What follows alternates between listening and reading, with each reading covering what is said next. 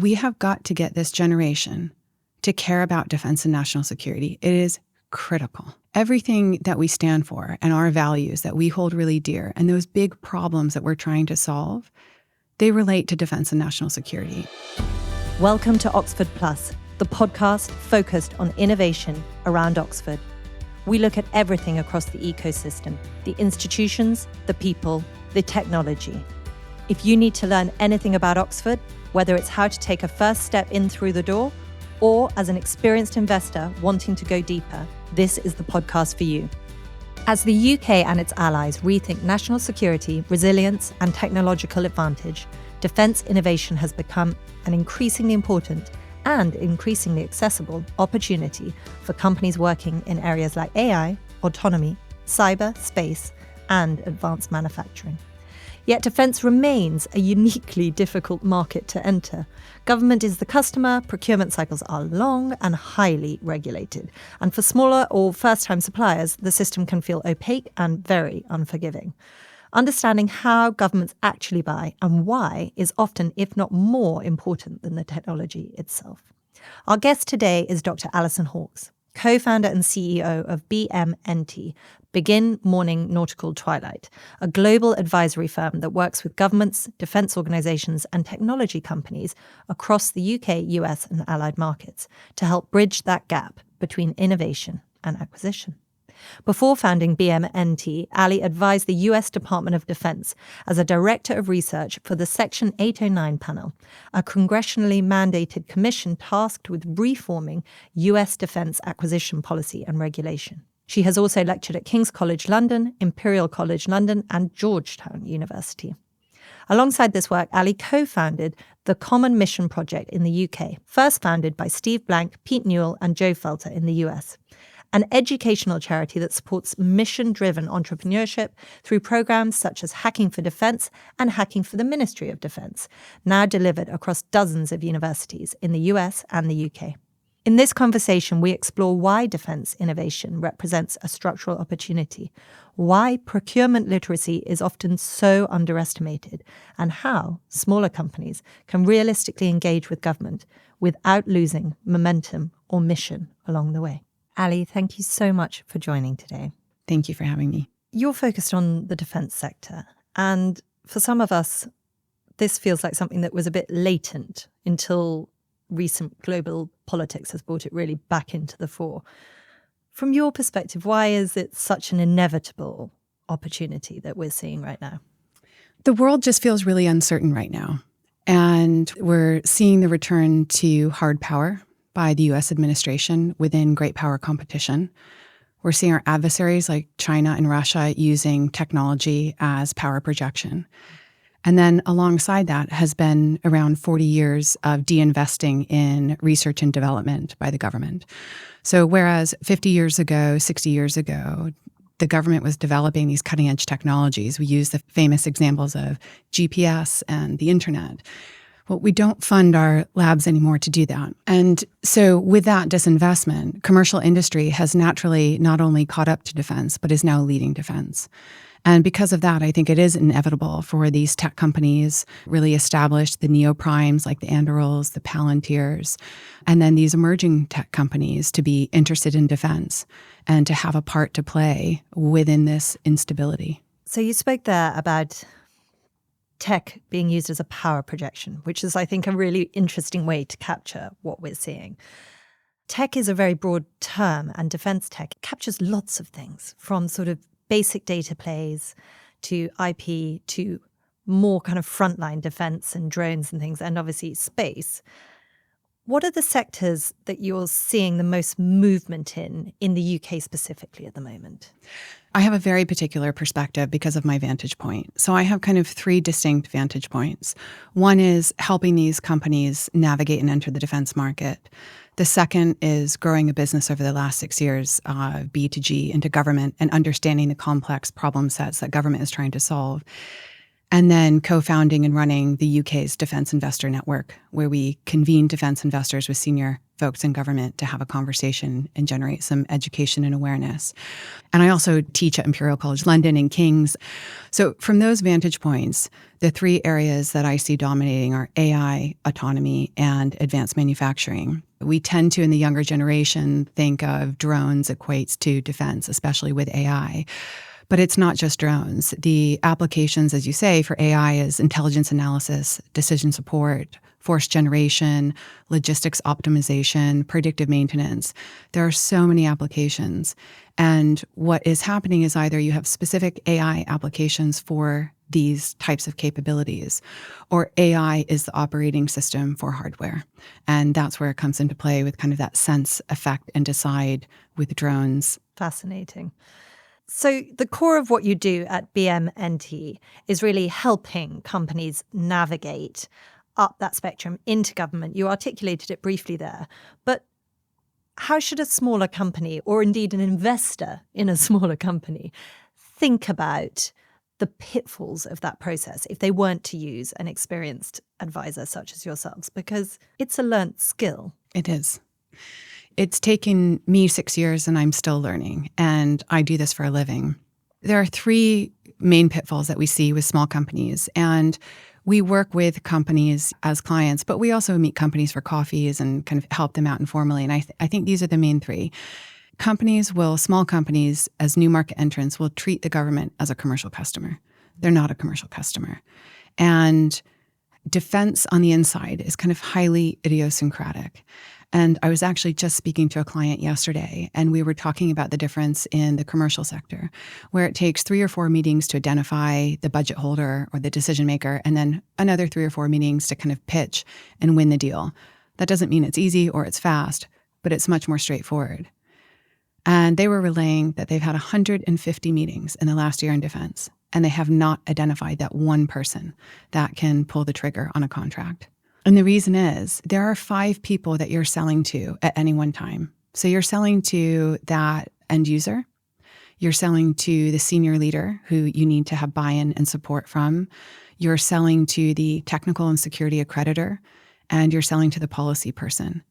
And then around that orbit, which I call a customer cluster, there are kind of any number of antibodies, other supporters, kind of early adopters, entrepreneurs. But the difficulty is those 5 people, in a sales cycle of around 18 months, 3 of those will attrit because they go on to different jobs, because everyone's in jobs for a few years.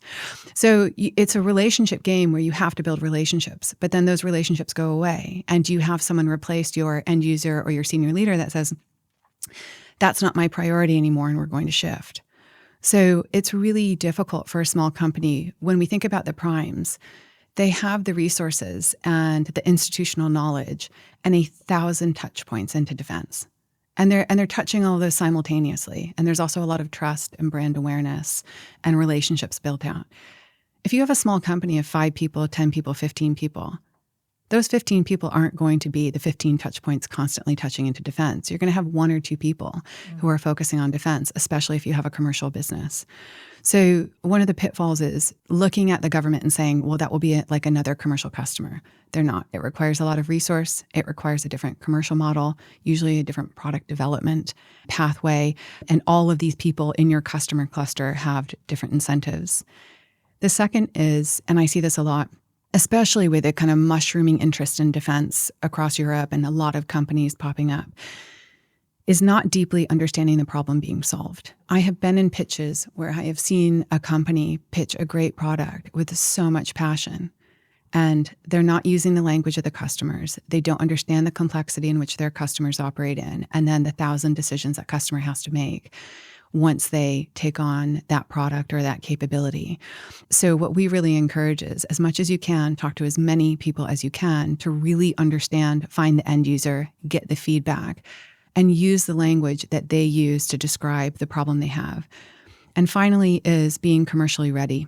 So companies, and I found this too when I started my company, it's really seductive to go into a sole source mentality and to say, I want to do a sole source so I don't have to compete for this contract, and I'm going to do a little pilot with my customer, and I'm going to develop trust and performance, et cetera. All of those things are really good things. But the risk appetite, and because of the financial statutory thresholds for sole source, they have a different compliance and risk calculus. And so what I see companies do is, it's great that they have a sole source, they get in the door, they learn the problems, they get some past performance, but they don't necessarily prepare for the transition to an enterprise solution or wider adoption, because the wider adoption means competition, but it also means different compliance regulations and then different commercial regulations. And it can inject 8 months to a year just to become technically compliant after a pilot. So I think that's something that people don't think about is they finish the pilot and then think, I'm ready to compete. The other thing to think about is, how is the commercial officer thinking about these things? So in the Ministry of Defense, what they want is they want a thriving ecosystem. They want the A-stream companies competing for a government contract, and they want the best technology to have a competitive advantage and drive strategic effect. If they put a company on a sole source contract through commercial regulation, that might mean that they can't compete for a follow-on contract. They don't want that. They want everyone to be able to compete so they have a really healthy ecosystem. So I think understanding what is the decision calculus from the commercial point of view of how do we maintain a really thriving ecosystem? How do we get these people on contract to test their capabilities? But then how do we ensure that all of that competition is fair and we bring the best players in the game? So those are the top three. Even just hearing you describe that in that detail, it's so complicated. And one knows this, it's government procurement. People talk about it all the time, but it really brings it home. You're not ordinary. No 9-to-5 meal deal lunches, meetings about meetings, compulsory team building, or living for the weekend. You're made for more, for the extraordinary, and you need an extraordinary bank. HSBC Innovation Banking exists exclusively to help visionary, VC-backed tech and life science businesses achieve their ambitions. From pre-seed to IPO, unicorn, and beyond, they provide custom solutions co-created by actual industry experts to help you scale, delivered by a dedicated team you can call whenever you need to. So then, taking it in the more positive side, if those are the things that these companies are subject to and the reasons why they might misstep, lose time, obviously time costs money if you're at these stages, how does understanding the acquisition policy and these forces affect your clients and whether their attempt and their company, quite frankly, succeeds or stalls? What are you doing for them? It's a great question because there are two ways to think about this question. One is a 30,000-foot view, which is if you are looking over a maze or a labyrinth, and let's say that maze is acquisition policy and the kind of idiosyncrasies of how we buy things, you're able to see where the dead end are. You're able to see if I turn right, then I can go left and I can get out the other side of the maze faster. But then when you walk into the maze, the hedges are still very high. And you might forget a door or the doors might change. We think about this a lot with our customers. How much do they need to know to be able to be successful and break into the market? And I think where we see our role is we have that expertise and knowledge so we can help them navigate the maze while they're in it. I think it's too much to ask a small company to deeply understand acquisition and try to figure it out. It's not just 6 years of, having a company here. I worked in acquisition now at the Department of War. I've been in the defense and security space for 16 years. So it's having that cumulative knowledge is really hard to develop quickly. Understanding the policies and the pathways around acquisition. So what are those front doors like? The Defense and Security Accelerator, commonly referred to as DASA, maybe J-Hub, which is Strategic Command's now CSOC Innovation Hub, or the RAF's Rapid Capability Office, the Royal Navy's Disruptive Capability Technology Office. All of those are great front doors. And that is understanding some parts of acquisition. What's really difficult is how do you convert from those shallow and early front doors into the core programs in defense equipment and support, or core work programs potentially in DSTL? That's the gold dust that people are after. It's not impossible to get a pilot. If you have a very good strategy, you can get onto a contract within 12 months here in the UK. But if you don't understand that bigger step into getting into a program and understanding the enterprise and how it buys, you will see a gap of up to 3 years of trying to figure it out. And 3 years is vast. Well, you're dead. You have no revenue. What are the things that you still get wrong from time to time? Because as I hear you say that, I'm like, amazing, the sparkle dust, and I'm sure you're amazing at it. But things are changing rapidly. So you must still be sometimes taking missteps yourselves, or maybe not. It's a great question. What we get wrong is there are inevitable blind spots everywhere. And so policies change. Communication is not distributed in a way that every single person in industry kind of gets the same communication. There are different forums over other forums. So I don't know so much about getting it wrong, but it's more about how do you absorb all of the change and all of the information quickly enough to make sense of it and then develop a strategy around it. Oftentimes, too, we fall prey to this all the time, is you're in a meeting and the customer, oh, this sounds fantastic. This is exactly what we need. Really looking forward to working with you on this. The more effusive a government customer is in a meeting, the less likely they are to put you on contract. I have learned that the hard way many times because the people who know how hard it is are very pragmatic with industry. Yeah. And they can really set their expectations. Whereas the people who really don't understand how money works are getting a business case through are like, this is awesome. You're going to be on contract. I can't wait to work with you. Every time someone says that, I walk away from the meeting thinking that's never going to happen. And you have to communicate that. You have to be the bearer of bad news, right? Yes. Where you're like, oh no, that wasn't good. And they're like, but it was so good. Well, definitely. We're a translator in that way, which is they walk out of the meeting thinking the same thing I've thought many times of, we're going to go on contract. And nope, you're not. That person is not going to acquire what you have to sell.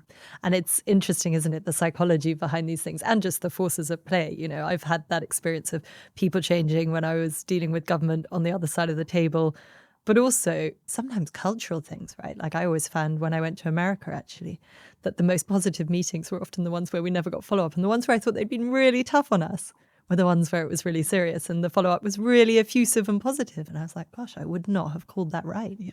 I think Rupert Everett, the actor, calls that the American no, which is, you're so wonderful. We'll call you next week and you're going to come in and it's going to be wonderful. And he's kind of learned that from Hollywood and he calls that the American no. I love that. I haven't heard that before. How is the increasing focus on sovereignty changing this space? Because it's such a buzzword now. And so what are you seeing in your side? So I see the same thing. Companies are using it to dominate their narratives or to bolster their narratives and to match policy where it exists and to match the demand signals that are being put out in big papers and signals like the Strategic Defense Review that Defense released earlier this year and then their Defense Industrial Strategy. And now we're all waiting on the Defense Investment Plan. But I think for the companies, it's showing up in three ways across the ecosystem. The first is in supply chain resilience.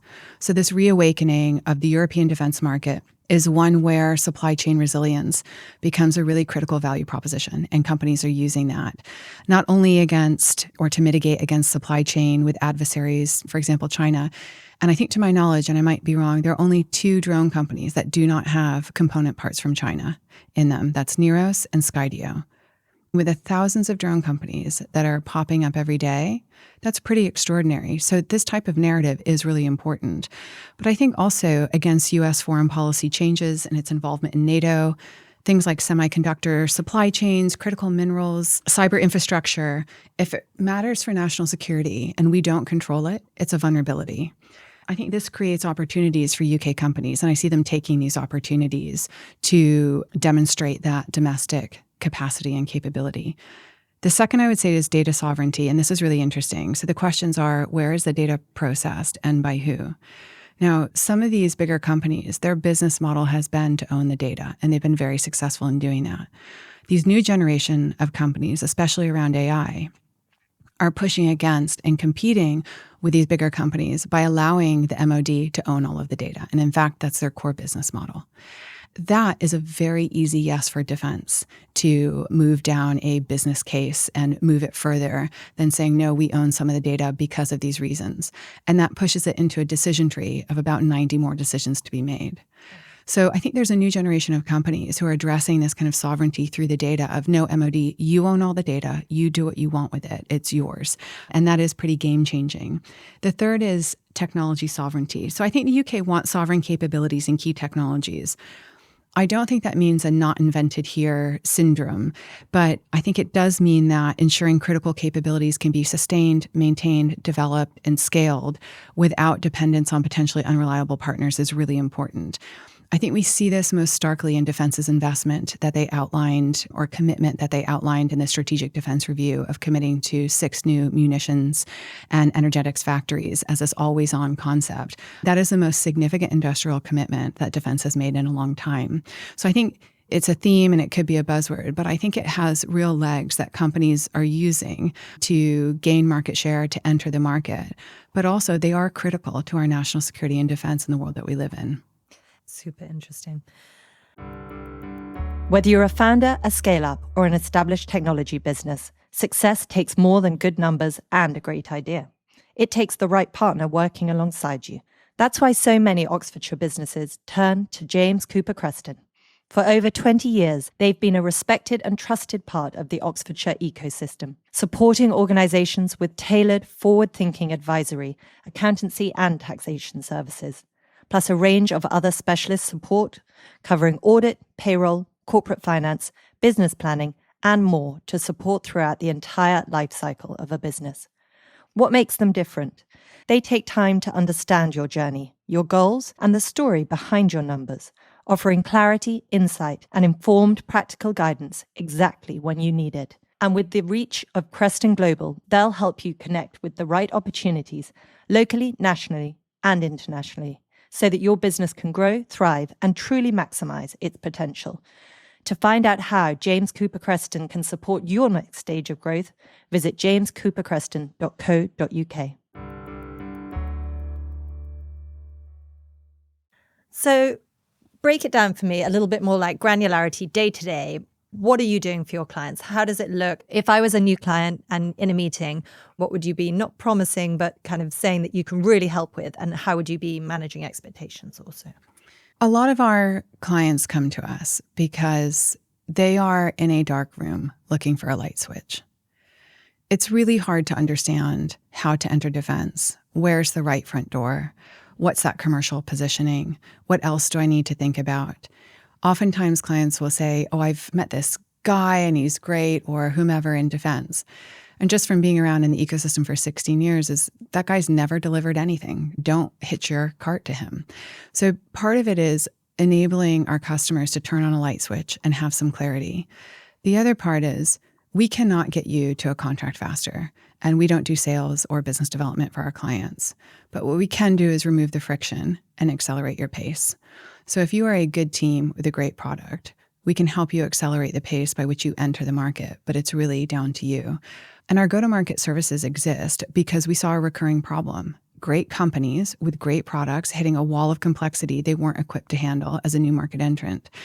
We didn't just kind of see this, we lived it. I brought BMNT here to the UK in 2019. In fact, I launched it in January of 2019 and 3 months later found out I was pregnant.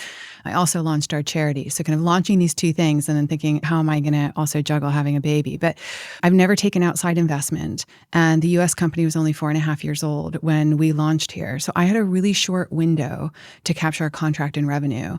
And it wasn't a great strategy looking back on it, thinking through that kind of pressure. But in the last 6 years, I've won over 35 contracts in the FCDO, in MOD, DSTL, the RAF, the Army, the Royal Navy, and the Cabinet Office. I've had multi-year contracts. I've been on trials, experiments, pilots. I've been through every door. So I know what you, if you are my potential customer, I know what you're going through, and I can empathize with it. And I can help you not make the same mistakes that I make.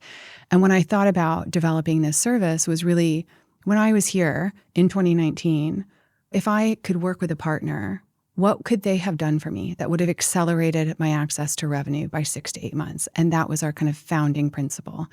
And we built from there. So we do three main things. Strategic positioning. So we help companies understand their customers' buying behavior, how to identify funded problems, and how to follow the money. This sounds really, really basic, but a lot of companies waste a lot of time pitching to the wrong people. We fix that. The other thing that we do that makes us very different is we wrap around government affairs with our operational go-to-market offering. So Enabling our customers to understand policy engagement and the relationship between defense and Whitehall is so critical to strategic positioning.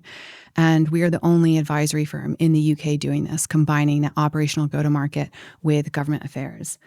The second way that we help customers is through commercial readiness. So we really help companies unpick what contracting authorities apply to them, what compliance requirements that they might need, and how to structure proposals within a government buying process. I have lost more proposals than I have won, so I really understand what not to do.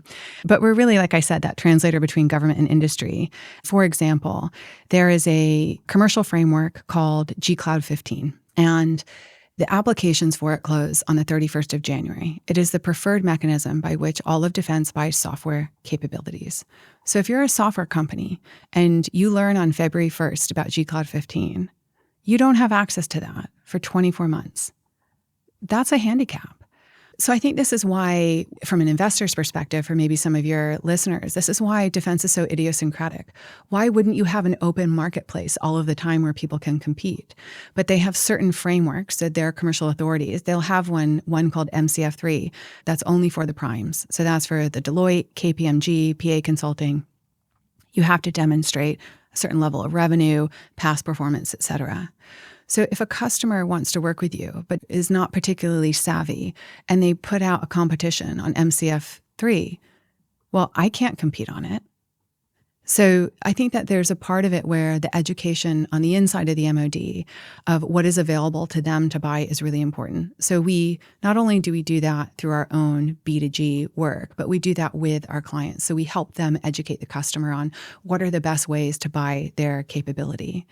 And then the third is adoption readiness. So we have a proprietary and structured approach for how we help our clients think about defense adoption through customer discovery. And this really supports that strategic positioning, commercial readiness. And it's something that's actually really overlooked. And I like to think of it as our secret sauce of years of repetitions over and over and over of working with the government alongside them as they solve complex problems and really understanding their behavior and their incentives and being able to kind of connect that and flip that light switch on for our clients. Yeah, it's the 10,000 hours of defense procurement, right? And it's not even these 6 years, as you touched upon. You also have all your time that you spent on the Section 809 panel in the US. I'd love you to speak about a little bit of that experience and how that plays into what you're doing now, because clearly you literally wrote the book on some of this in the US. Well, I was one of a huge team of people at the 809 panel, and I probably had the least expertise and understanding in defense acquisition actually on the panel, but it was really interesting. It had a set of commissioners, and then it had around 12 research groups that were tasked with experts in these topics. They were either seconded from jobs or they were active duty, or there were people like me that were recruited onto the panel. And it was really trying to find what are those big blockers that we can unlock through recommendations to defense and change of regulation or legislation to Congress. So how can we do that?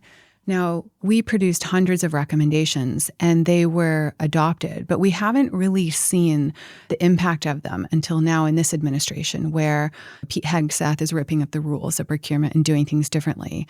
But two of the things I learned that I felt was very formative of being kind of a part of government in that kind of policy acquisition area was policy creates or blocks opportunities.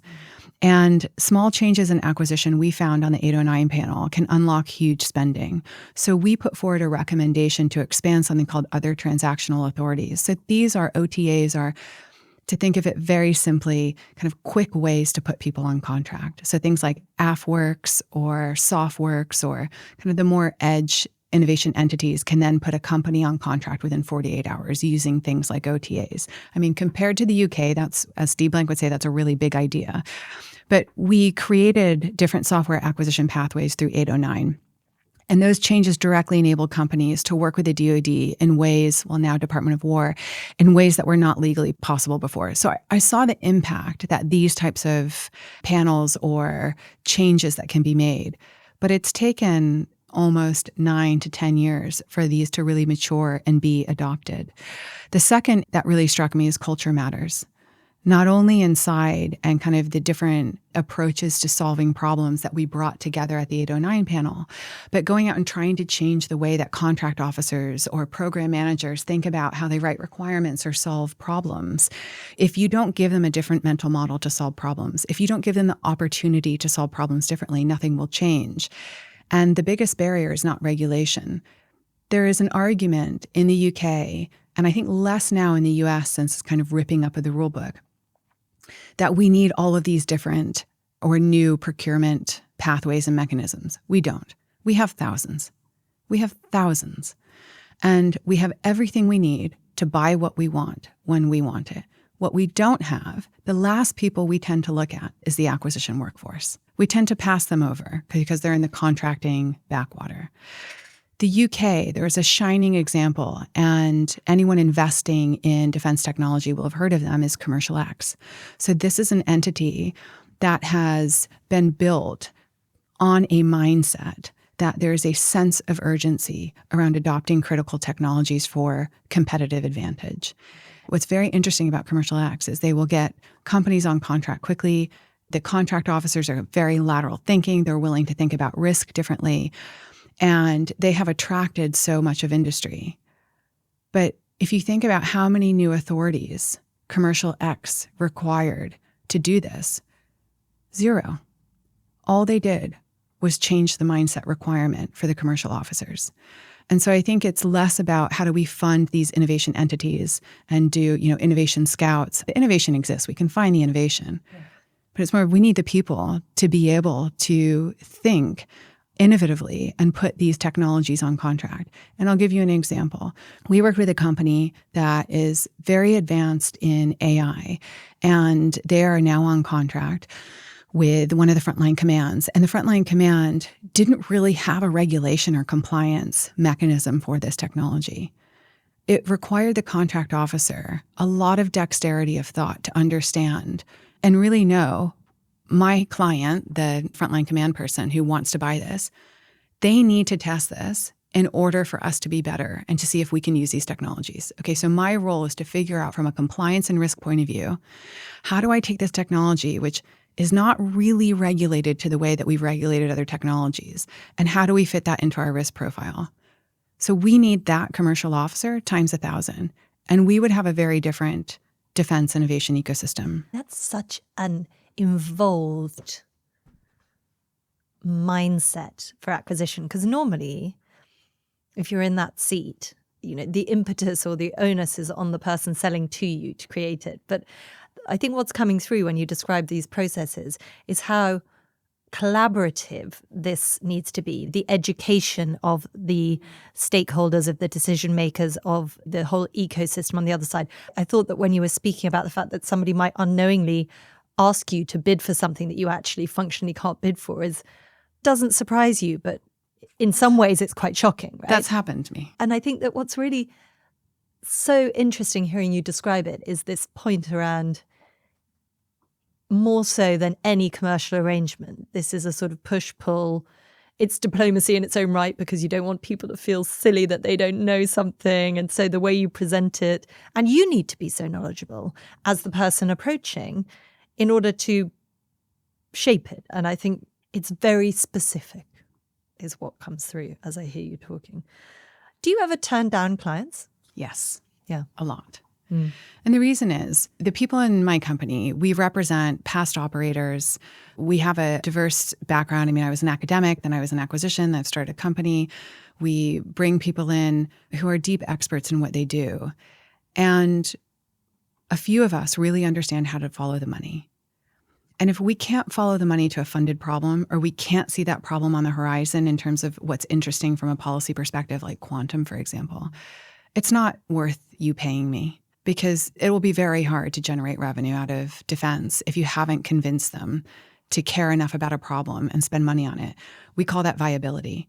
95% of problems fall down on viability, or companies fall down on viability, because they will go and pitch something. Everyone loves it. It's a great piece of technology. It's really cool. Yes, it would totally change your working day.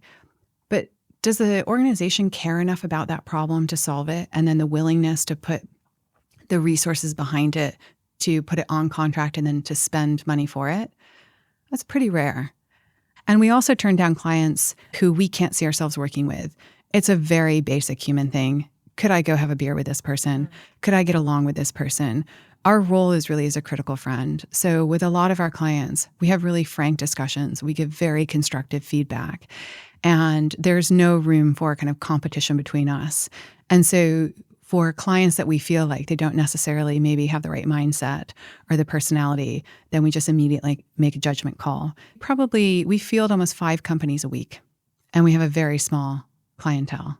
How do you see UK defence innovation ecosystem in the next 5 to 10 years? And I'd love to know how you see Oxford more locally playing into some of those forces, because we've obviously got amazing kind of Harwell, Culham and the university itself here. In the next 5 to 10 years around defense innovation, I feel pretty optimistic because we've learned now 5 to 7 years of lessons of what has worked and what hasn't.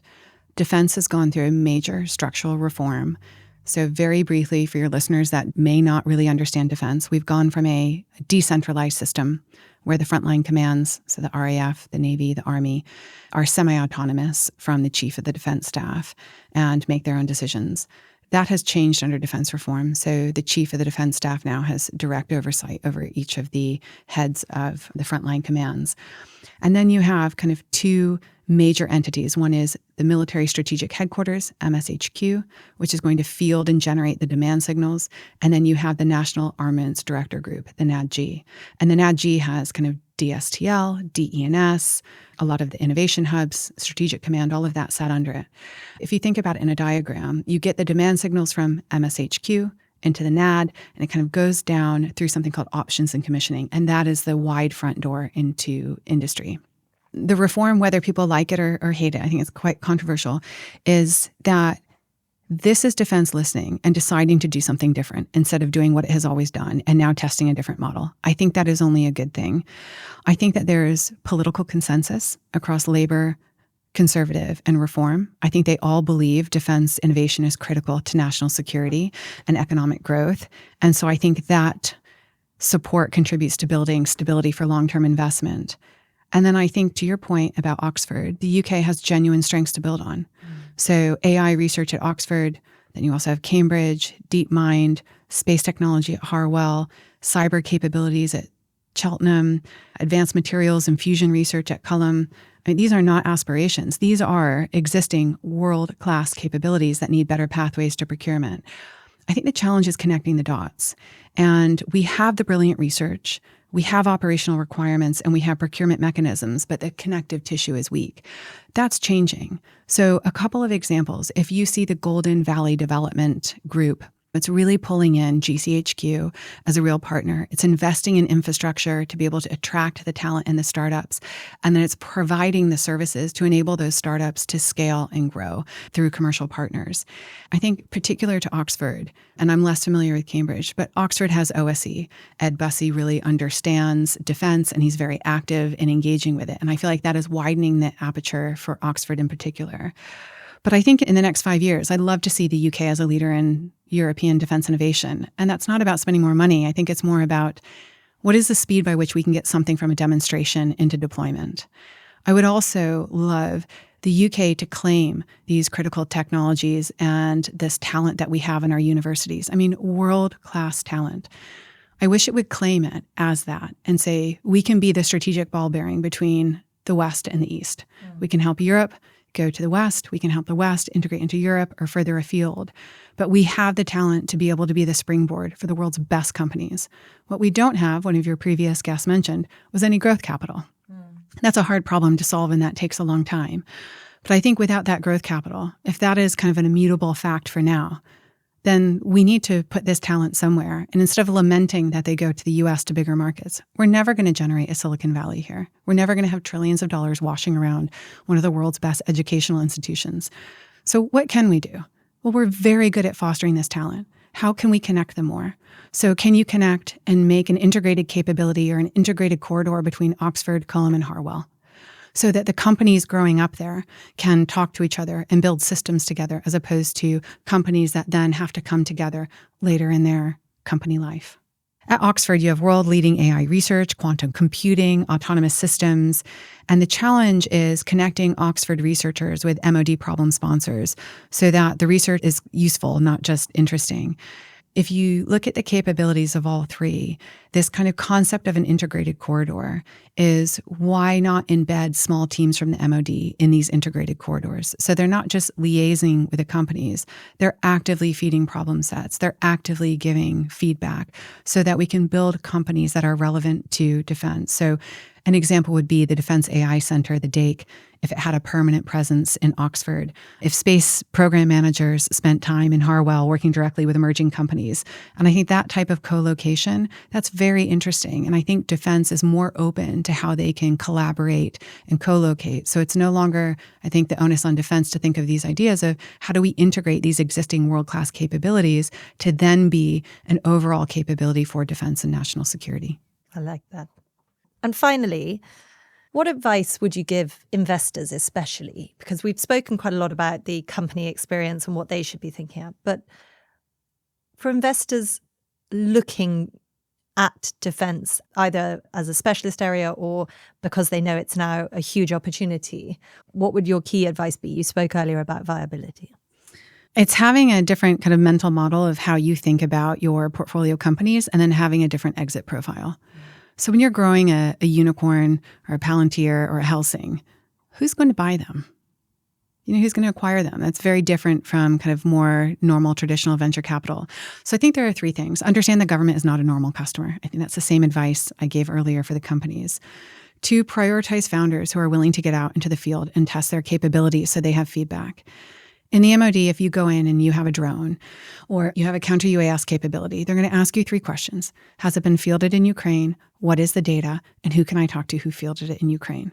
And if you haven't done that, they won't have a meeting with you. So it's talk to founders who are getting out in the battlefield and testing their technology. And the third is government buys capabilities, not solutions. So if your portfolio company, if their go-to-market strategy doesn't include partners or doesn't understand how to integrate and to deliver a system to the customer, I think it's an uphill battle to annual recurring revenue. Thank you, Ali. I've really enjoyed this, and I've certainly learned a lot. So I'm sure people listening also will have. Thank you very much for having me. It was great. Thanks for listening to this episode of Oxford Plus, presented by me, Susannah de Jager. If you want to stay up to date with all things Oxford Plus, please visit our website, oxfordplus.co.uk, and sign up for our newsletter so you never miss an update. Oxford Plus was made in partnership with Mishcon de Rare and is produced and edited by Story 94.